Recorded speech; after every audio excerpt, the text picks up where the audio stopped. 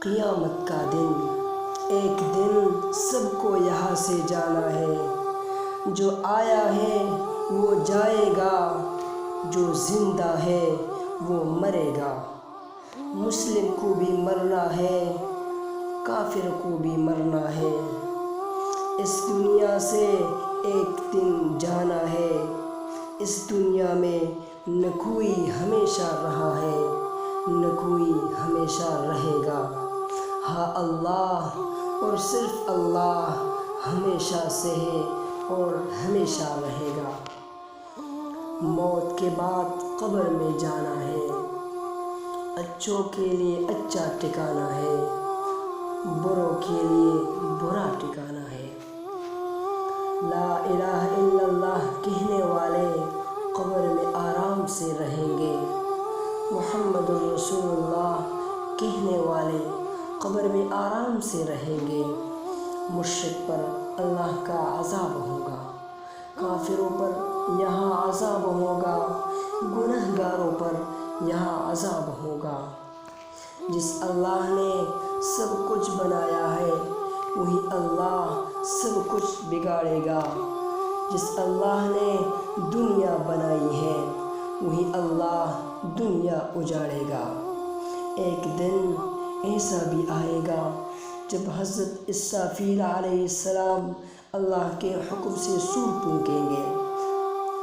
نہ زمین پر کچھ رہے گا، نہ آسمان پر کچھ رہے گا۔ زمین پر نہ آدمی رہیں گے نہ جانور، آسمان پر نہ تارے رہیں گے نہ سورج۔ یہ دن قیامت کا دن ہوگا۔ مردے اب زندہ ہوں گے، اپنی قبروں سے اٹھیں گے، ایک بڑے میدان میں جمع ہوں گے۔ یہ میدان محشر کا میدان ہوگا۔ محشر کے میدان میں دنیا میں جو کچھ کیا ہے اس کا حساب ہوگا۔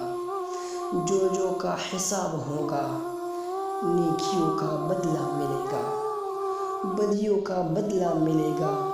نیکیوں پر اللہ کا سایہ ہوگا، بدوں پر اللہ کا عذاب ہوگا۔ یہیں سے نیک جنت میں جائیں گے، یہیں سے برے دوزخ میں جائیں گے۔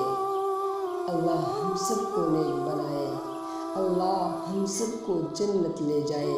اے اللہ ہم کو برائیوں سے بچا، اے اللہ ہم کو دوزخ سے بچا۔ دوزخ میں کس کو جانا ہے؟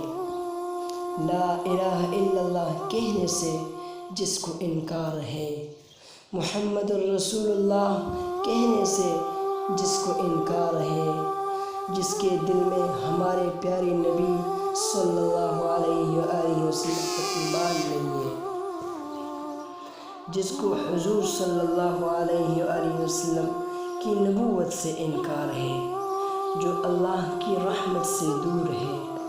مشرک وہاں جائیں گے، نبیوں کو نہ ماننے والے وہاں جائیں گے، جنہوں نے قرآن کے احکام کو چھوڑا، جنہوں نے حضور صلی اللہ علیہ وآلہ وسلم کے فرمان کو چھوڑا۔ یہ سب گناہ گار وہاں جائیں گے، یہ سب خطا کار وہاں جائیں گے۔ دوزخ سب بروں کا ٹھکانہ ہے، ہاں سب بروں کا وہاں جانا ہے۔ اللہ ہر برائی سے ہم کو بچائے، اللہ بروں کے ساتھ ہم سے، اللہ بروں کے ساتھ سے ہم سب